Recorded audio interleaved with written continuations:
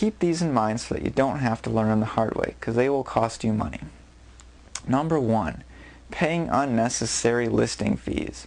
When listing an item for sale, a lot of people will set the minimum price that they'll accept, and it's usually more than 1 cent. And frequently they don't even think about it, and they end up paying a listing fee twice as high as they would have had to otherwise. For example, currently when you start an item on eBay and you list it for $24.99, you're going to pay a 60-cent listing fee for that auction. If you were to list that same item for $25 as the starting price, you would pay a $1.20 listing fee for that auction.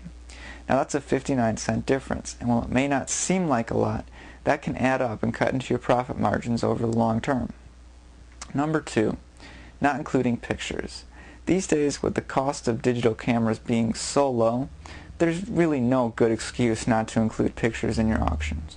Now, if you're really in a pinch and you're selling brand new items, then at least include one of the stock pictures that the manufacturer provides for that item.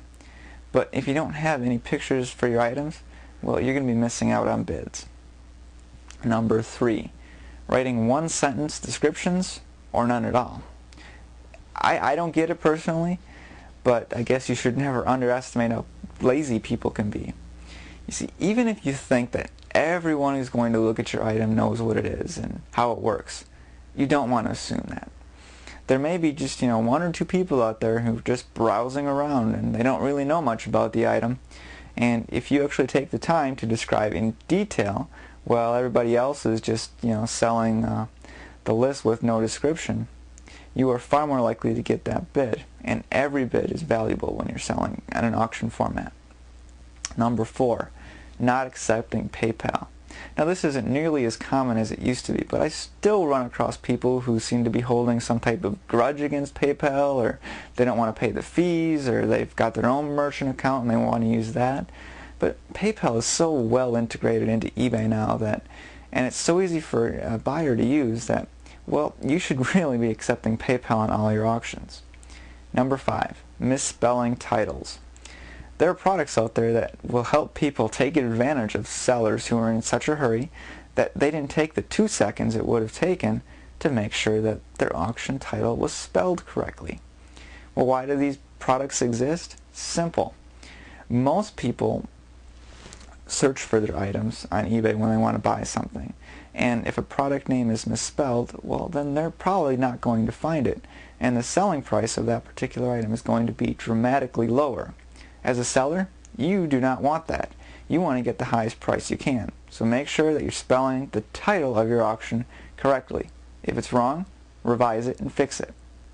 Number 6, getting desperate and overpaying for inventory. Some sellers do have trouble finding good deals on products, and they can get desperate to sell just something or anything just to keep sales volume high. That, well, they'll buy products that really they can't make any money on, or worse, products that they lose money on just so that they have something to sell. Don't do this. If you can't find products you can sell profitably, don't buy them.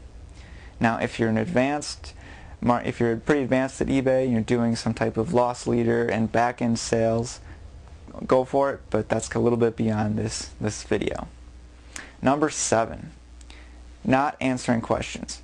Now, some sellers are just great about answering questions, but other sellers just never reply to any questions people ask. I mean, these people are asking questions for a reason. They probably want to buy that product. So answer your questions and you'll find that you get a lot more bids than if you don't.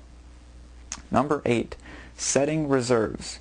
I always used to hate bidding on auctions that had reserve prices because, well, I wanted to know if I was wasting my time in bidding on that auction. And I'm not the only one who feels that way. In fact, there are many people out there who won't bid on an auction with a reserve price, myself included. If you have a minimum price that you want for an item, then save yourself paying the extra reserve price fee. Just set the starting bid at that price instead. That way, everybody knows how much that they're going to need to bid in order to be successful, and they won't feel like they're wasting their time trying to figure out how much you want for your product. Number 9, trying to act like big corporations. One of the really great things about eBay is how you can get a personal, one-on-one service from a seller instead of dealing with a big, nameless, faceless company. However, instead of embracing this personal, small business model of eBay, many sellers want to act like they're some big company. Instead, stick with the personal approach. Be informal, inject a little personality into your auctions. You'll get better results if people know that you're a real person, rather than if you're trying to pretend to be some big, giant company. Number 10, playing the low price game. This final mistake will prevent you from ever making great money on eBay, and it will likely put you out of business in a hurry. Everyone seems to make the mistake of thinking that, everyone on eBay only cares about getting the lowest price. That's simply not true. Cater to the buyers who want great service. They want quality products, and they're willing to pay a little bit extra to have a pleasant buying experience. If the only way you can think to compete with other eBay sellers is to sell your items at the lowest price, then you shouldn't be in that business.